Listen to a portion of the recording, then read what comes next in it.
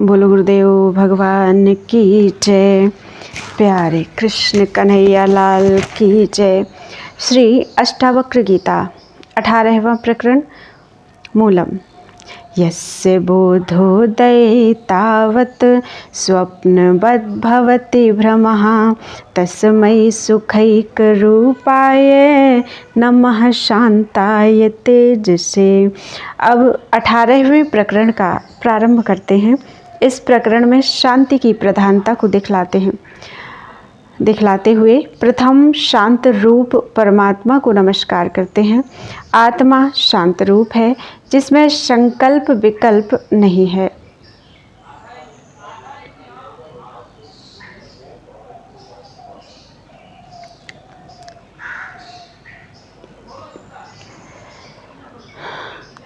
जिसमें संकल्प विकल्प नहीं उत्पन्न होते हैं और जो सुख और प्रकाश स्वरूप है, जिसके स्वरूप के ज्ञान होते ही जगत भ्रम स्वप्न की तरह मिथ्या प्रतीत होता है, उस आत्मा को नमस्कार करता हूँ। मूलम। अर्जयित्वाखिलानर्थान् भोगानाप्नोति पुष्कलान् नहि सर्वपरित्यागम् अंतरेण सुखी भवेत्। प्रश्न। धनी लोग भी तो संसार में सुखी दिखाई पड़ते हैं, उनमें और ज्ञानी में क्या भेद है? अष्टावक्र जी कहते हैं कि हे जनक, धनी लोग स्त्री पुत्र धनादिक अर्थों को संग्रह करके उनको भोगते हैं और उनके नाश होने पर अत्यंत दुखी होते हैं। देखो, पृथ्वीं धन पूर्णां चेदिमां सागर मेखलां प्राप्नोति पुनरप्येष स्वर्गमिच्छति नित्यसः। यदि समुद्र पर्यंत धन करके पूर्ण यह पृथ्वी पुरुष को मिल भी जावे तो भी वह स्वर्ग की नित्य ही इच्छा करता है। संसार में धनवान ही प्रायः करके रोगी दिखते हैं। किसी धनी को क्षुधा का, किसी को प्रमेह आदि का रोग बना ही रहता है। धनियों की परस्पर स्पर्धा बहुत रहती है। उनको राजा और चोरों से भय नित्य ही बना रहता है। चोरों के भय से रात्रि को नींद नहीं आती है। धन के संग्रह करने में और धन की रक्षा करने में उनको बड़ा क्लेश होता है। संसार में जितना दुख धनियों को है उतना दुख गरीबों को नहीं है। धन करके जो विषय भोगादिकों से सुख है वह सुख नासी है, तुच्छ है।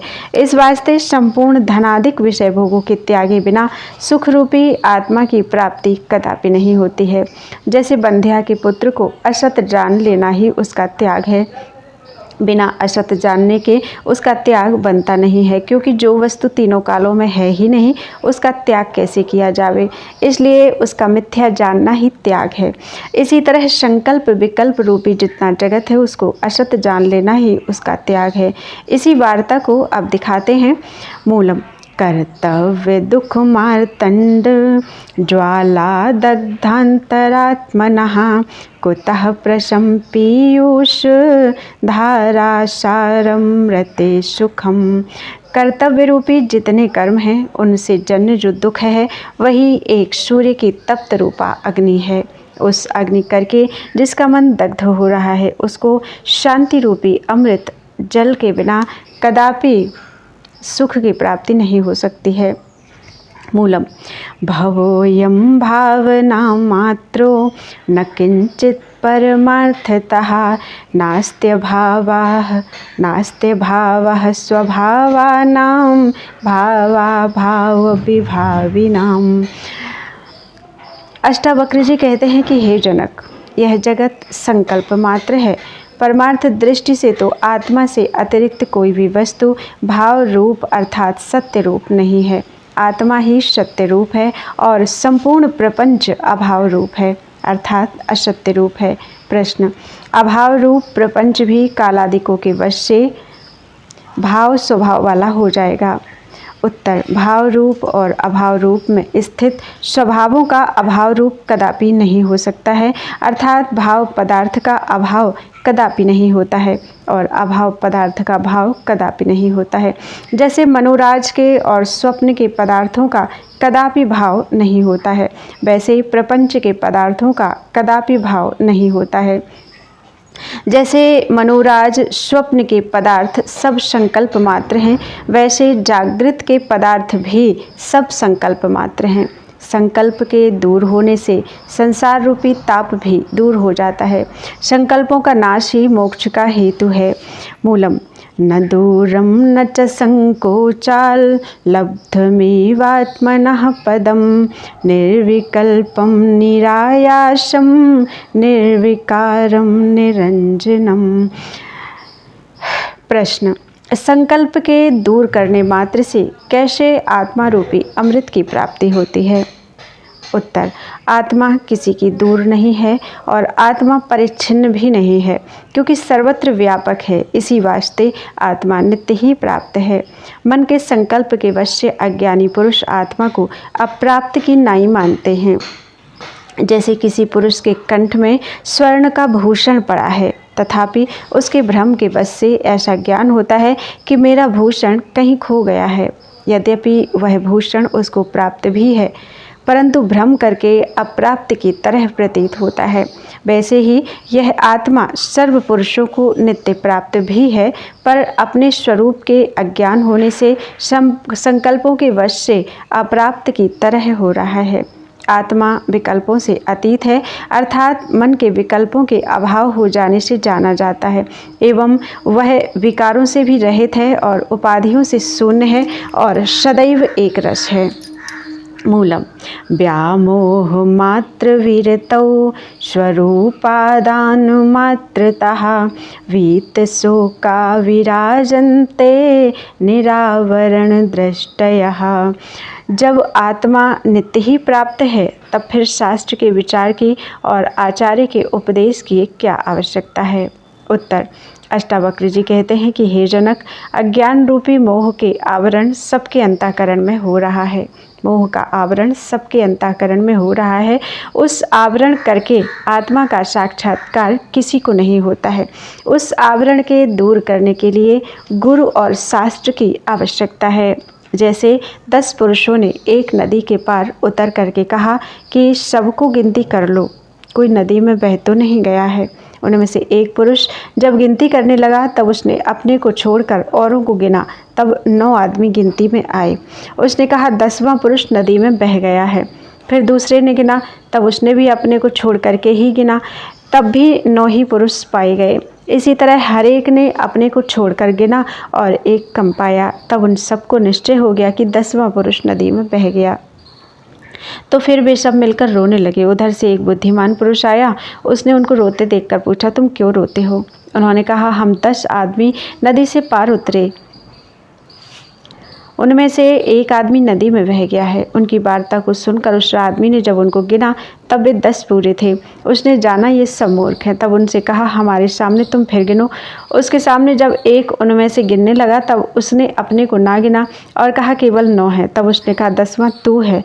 तब उसको ज्ञान हुआ कि हम सब पूरे हैं, कोई भी बहा नहीं है। दृष्टांत, अज्ञान के वश होकर जो अपने आत्मा को तीर्थों में और पर्वतों में खोजता फिरता है, वह 10वें पुरुष की तरह अपने को नहीं जानता है।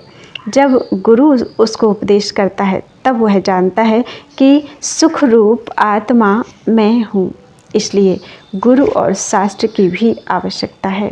तात्पर्य यह है कि जिसने गुरु और शास्त्र के उपदेश को श्रवण करके अपने स्वरूप का निश्चय कर लिया है, उसके अंतःकरण में फिर मोह रूपी आवरण कदापि नहीं रहता है, किंतु वह संसार में शोभा को प्राप्त होता है।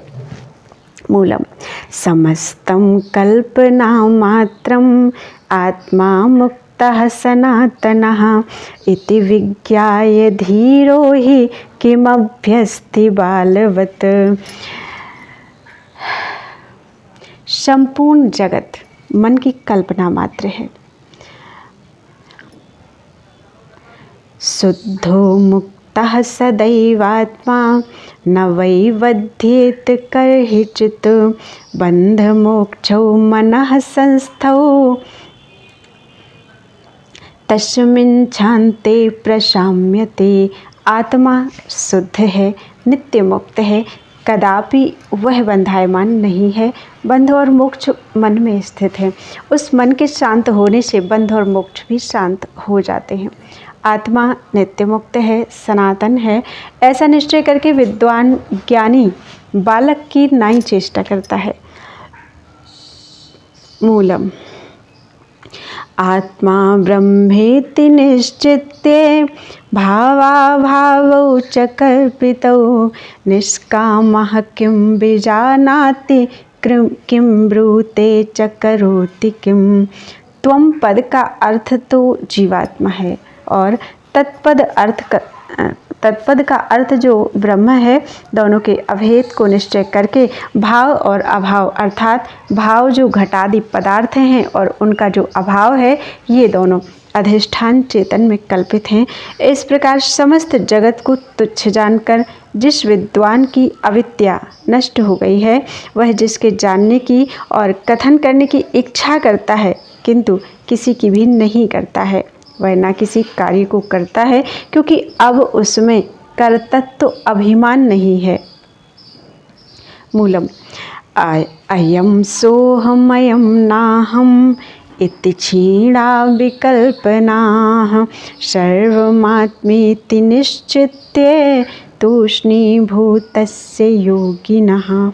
जिस विद्वान ने ऐसा निश्चय किया है कि सर्वत्र आत्मा ही है, वह बाह्य शरीरादिकों के व्यापार से रहित हो जाता है और वही जीवन मुक्त भी कहा जाता है। कहा भी है, वृत्तिहीनं मनः कृत्वा क्षेत्रज्ञं परमात्मनि एकीकृत्य विमुच्येत योगोऽयं मुख्य उच्यते। क्षेत्रज्ञ अर्थात जीवात्मा और परमात्मा में जो ध्येयाकार वृत्ति हुई थी, उस वृत्ति के नष्ट होने पर दोनों की एकता को निश्चय करके ही पुरुष मुक्त हो जाता है।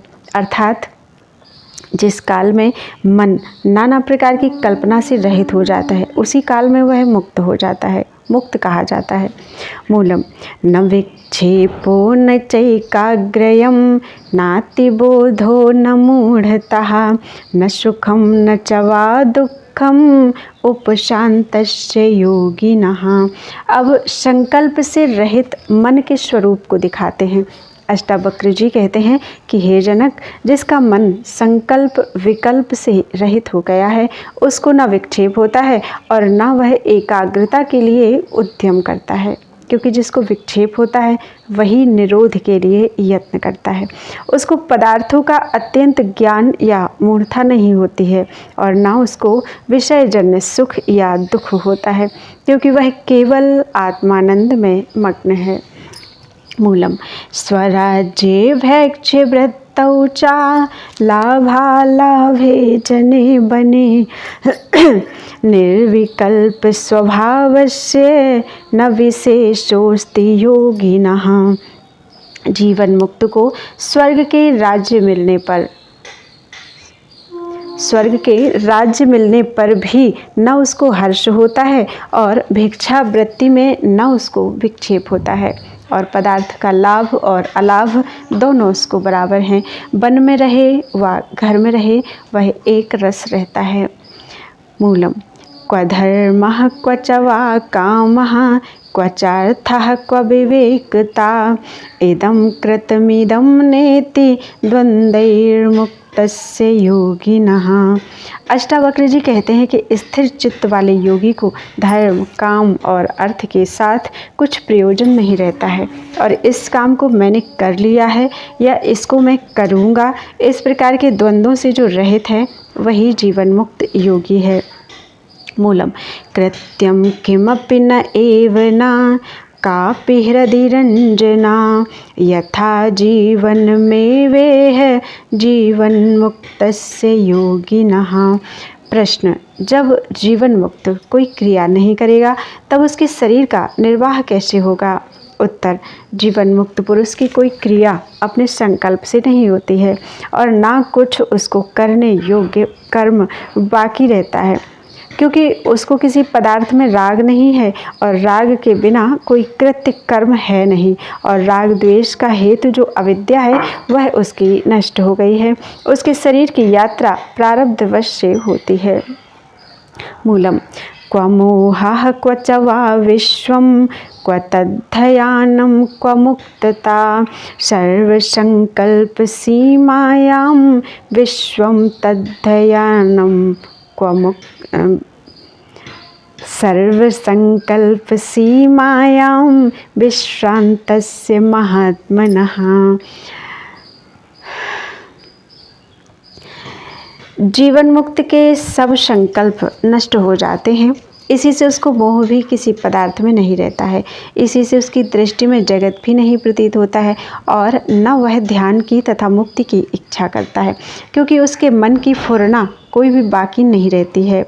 मूलम येन विश्वमिदं दृष्टं स नास्तीति करोतु वै निर्वासनः किं कुरुते पश्यन्नपि न पश्यति।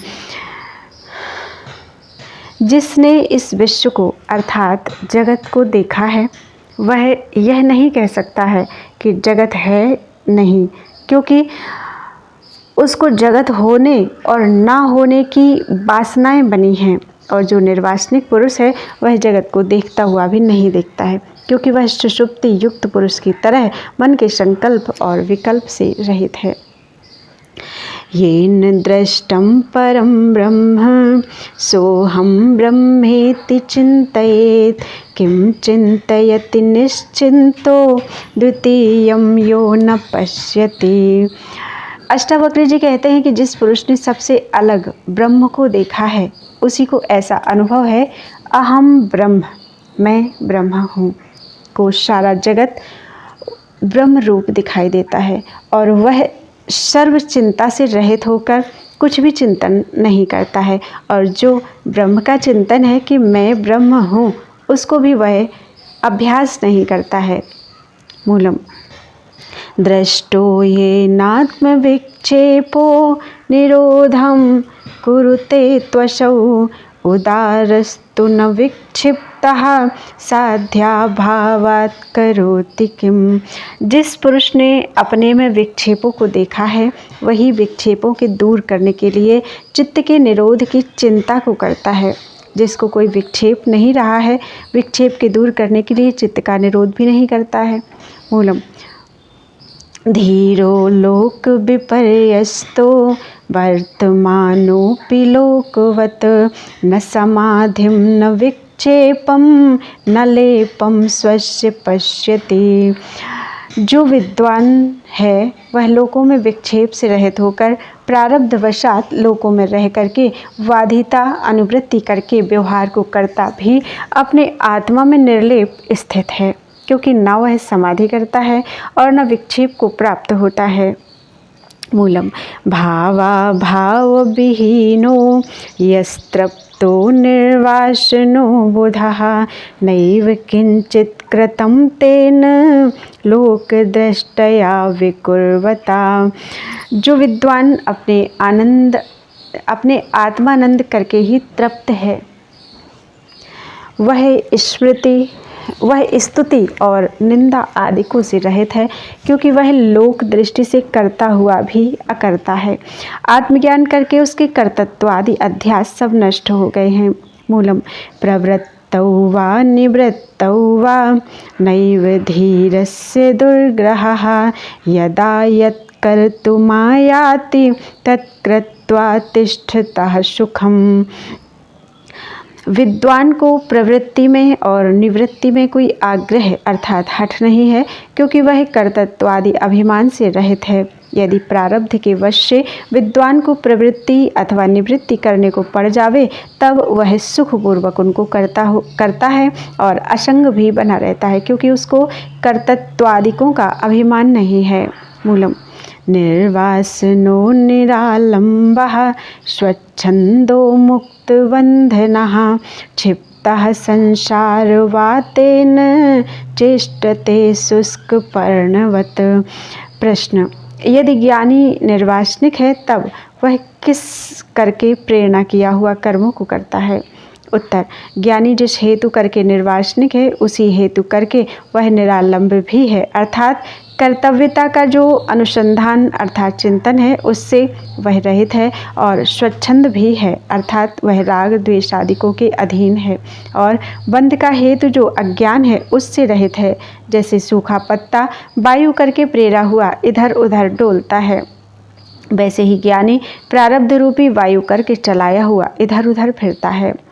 मूलम, असंसारस्य तु क्वापि न हर्षो न विषादता न शीतलमना नित्यं विदेह इव राजते। अष्टावक्र जी कहते हैं कि हे जनक, ज्ञानी संसार से रहित है।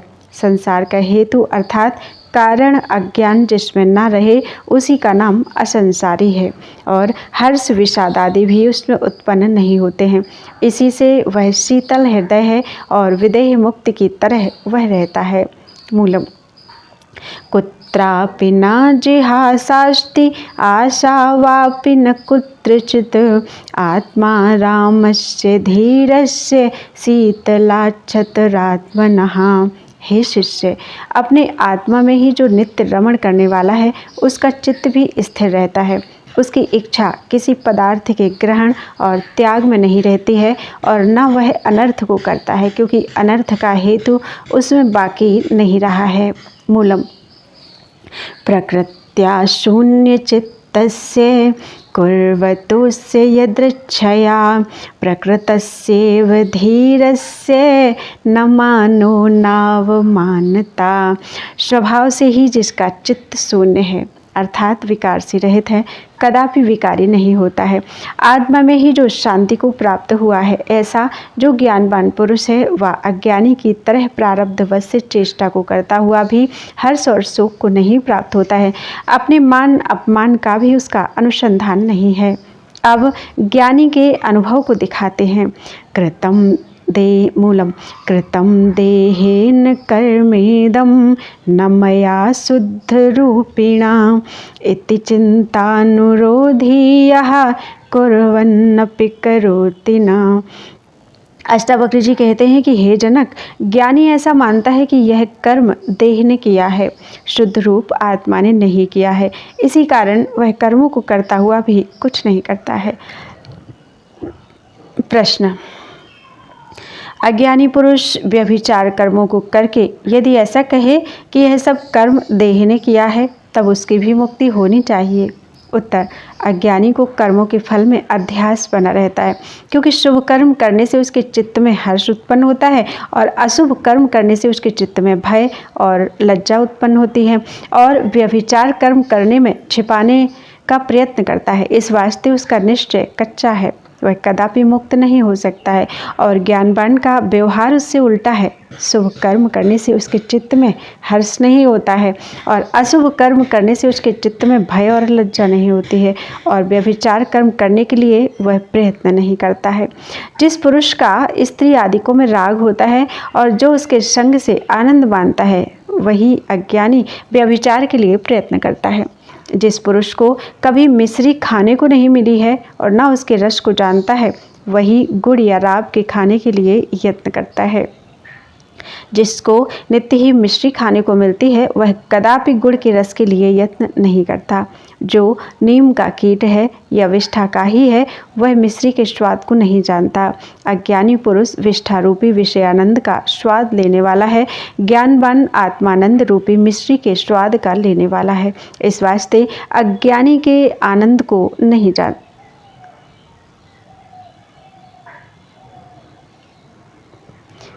इस वास्ते अज्ञानी के आनंद को नहीं जान सकता है। मूलम, अतद्वादेव कुरुते न भवेदपि वालिशः जीवन्मुक्तः सुखी श्रीमान् संसरन्नपि शोभते।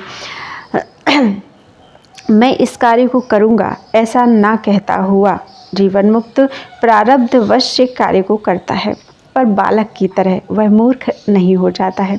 सांसारिक व्यवहार को करता हुआ भी वह प्रसन्न शांत चित्त वाला शोभायमान प्रतीत होता है।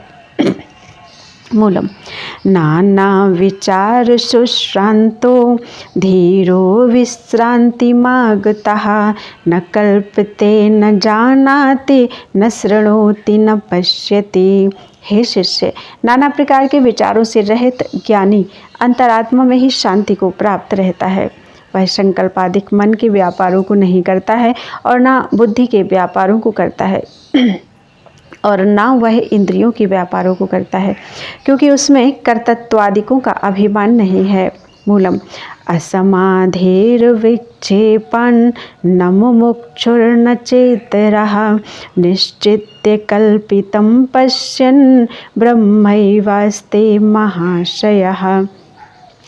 ज्ञानी मुमुक्षु नहीं होता है, क्योंकि विक्षेप की निवृत्ति के लिए मुमुक्षु समाधि को करता है। ज्ञानी में विक्षेप है नहीं, इसीलिए वह समाधि को नहीं करता है, उसमें बंध भी नहीं है, क्योंकि द्वैत भ्रम उसका नष्ट हो गया है। जिसको द्वैत भ्रम होता है उसी को बंध भी होता है।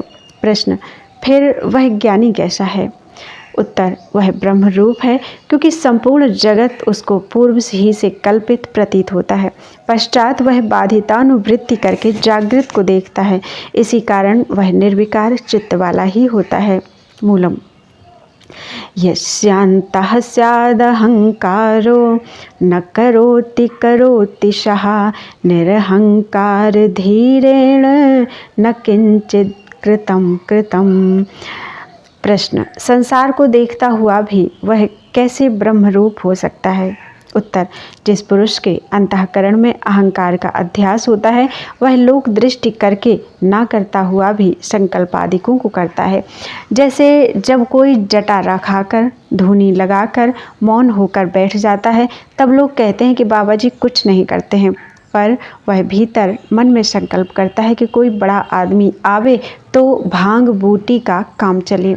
इस तरह से ज्ञानी का व्यवहार नहीं होता है, उसको भीतर से ही संकल्प विकल्प नहीं फुरते हैं, इसी वास्ते वह कर्तृत्वादि अध्यास से रहित है। मूलम नोद्विग्नं न च संतुष्टं कर्तृस्पंदवर्जितम् अकर्तृस्पंदवर्जितं निरासं गतसंदेहं चित्तं मुक्तस्य राजते। श्री अष्टावक्र जी कहते हैं कि जीवन मुक्त का चित्त प्रकाश रूप है, इसी वास्ते वह उद्योग को नहीं प्राप्त होता, क्योंकि उद्वेग का हेतु जो द्वैत है वह उसके चित्त में नहीं रहा है और संकल्प विकल्प से भी शून्य है। इसी वास्ते उसका चित्त जगत से निराश है और संदेह से भी रहित है, क्योंकि संदेह का हेतु जो ज्ञान है वह उसमें नहीं रहा। मूलम निर्ध्यातुं चेष्टितुं वापि यच्चित्तं न प्रवर्तिते न निर्मित्तमिदं किन्तु निर्ध्यायति विचेष्टिते। अष्टावक्र जी कहते हैं कि जिस ज्ञानी का चित्त संकल्प विकल्प रूपी चेष्टा करने में प्रवृत्त नहीं होता है, किंतु वह चित्त के निश्चल और शुद्ध होने से अपने स्वरूप में स्थिर होता है। मूलम तत्त्वं यथार्थमाकर्ण्य मंदः प्राप्नोति मूढ़ताम् अथवा याति संकोचन मूढ़ः कोपि मूढ़वत् अमूढ़ः को अपि मूढ़वत्। हे शिष्य, मंद पुरुष तत् और त्वम पद के कल्पित भेद को श्रुति से श्रवण करके भी संशय विपर्यय के कारण मूढ़ता को ही प्राप्त होता है, अथवा तत् और त्वम पद के अभेदार्थ को जानने के लिए समाधि को लगाता है, परंतु हजारों में कोई एक पुरुष अंतर से शांत चित्त वाला होकर बाहर से मूढ़वत व्यवहार करता है। मूलम एकाग्रता निरोधो वा मूढ़ैरभ्यस्यते भ्रशं धाराः कृत्यं न पश्यन्ति सुप्तवत् स्वपदे स्थिताः। मुमुक्षुजन चित्त की एकाग्रता के लिए और विपरीत याचना की निवृत्ति के लिए यत्न करते हैं, परंतु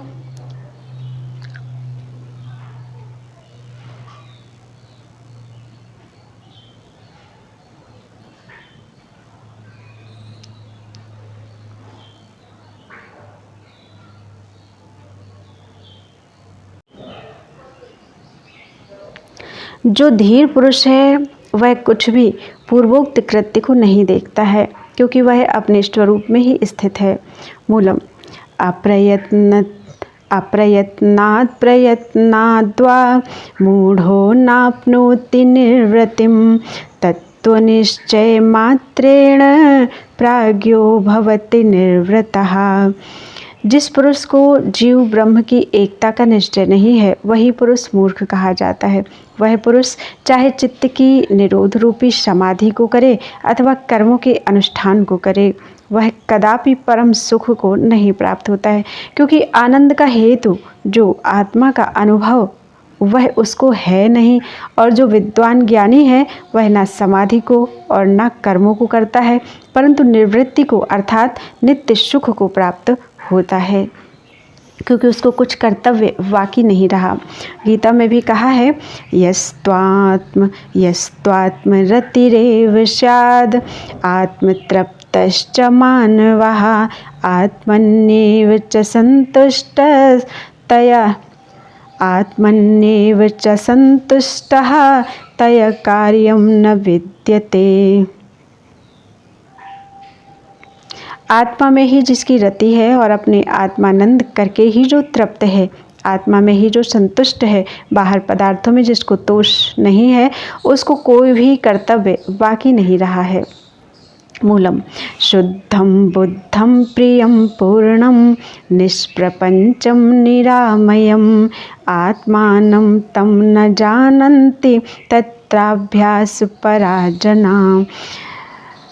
जगत में कर्मादिकों के अभ्यास परायण जो अज्ञानी पुरुष हैं वे उस आत्मा को नहीं जानते हैं जो शुद्ध है, अर्थात जो माया मल से रहित है, जो स्वप्रकाश है, जो परिपूर्ण है, जो प्रपंच से रहित है और जो दुख के संबंध से भी रहित है। अष्टावक्र जी कहते हैं कि हे जनक, जो मूढ़ अज्ञानी जन है वह कर्मों करके अर्थात योगाभ्यास रूप कर्मों करके भी मोक्ष को कदापि नहीं प्राप्त होते हैं। तथा च न कर्मणा न प्रजया न धनेन, कर्मों करके प्रजा करके धन करके पुरुष मोक्ष को कदापि प्राप्त नहीं होता है, परंतु जिसका अविद्यामल दूर हो गया है वह केवल विज्ञान मात्र करके मोक्ष को प्राप्त हो जाता है।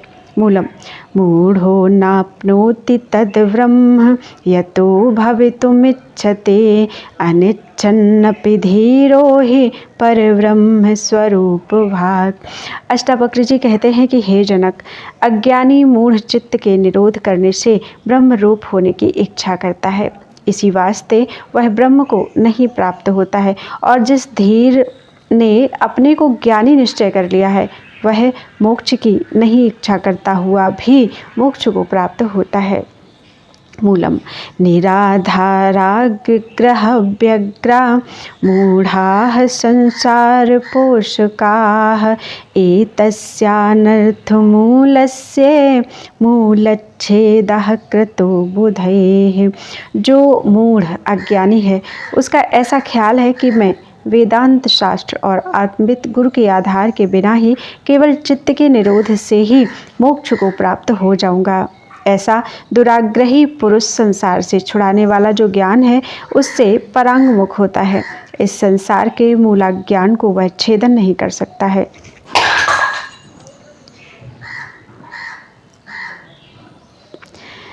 मूलम न शांतिं लभते मूढ़ो यतः शमितुमिच्छते धीरस्तत्त्वं विनिश्चित्य सर्वदा शांत मानसः। अष्टावक्र जी कहते हैं कि हे जनक, मूढ़ अज्ञानी जिस हेतु चित्त के निरोध से शांति की इच्छा करता है, इसी वास्ते वह शांति को नहीं प्राप्त होता है। धीर जो है सो आत्मतत्व को निश्चय करके शांति की इच्छा नहीं करता है, इसीलिए शांति को प्राप्त होता है।